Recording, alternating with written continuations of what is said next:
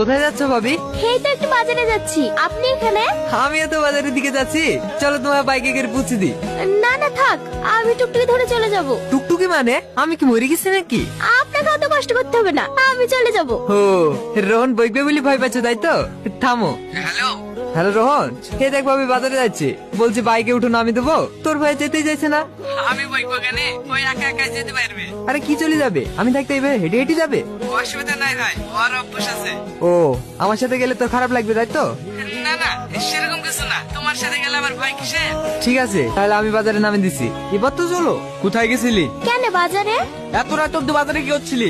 বাজারে নাকি এক জায়গায় ভালো খাবার হয়, তাই সেলিম ভাই খেতে লেগেছিল। আমি যে তোর লিগে এখানে খাবার নিয়ে বসে আছি আর তুই বাইরে খেয়ে বেড়াচ্ছি। চাচাছি কি এইভাবে? তুই তো যেতে বললি ওর সাথে, না বললে আমি যেতাম নাকি? আর আমি তেমন ভাবে বলিনি, তুই ফালতু ফালতু রাখছি কেন?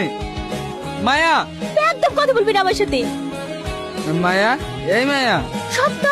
আচ্ছা ভুল হয়ে গেছে, এবারকার মতন ক্ষমা করে দে। আমাকে আর বকবি না তো? আর কোনোদিন বইকবো না। ঠিক আছে, রাত হয়ে গেছে, শুই পড়। সামনে এসে আমাকে একটা সুন্দর থেকে শাড়ি কিনে দিবি।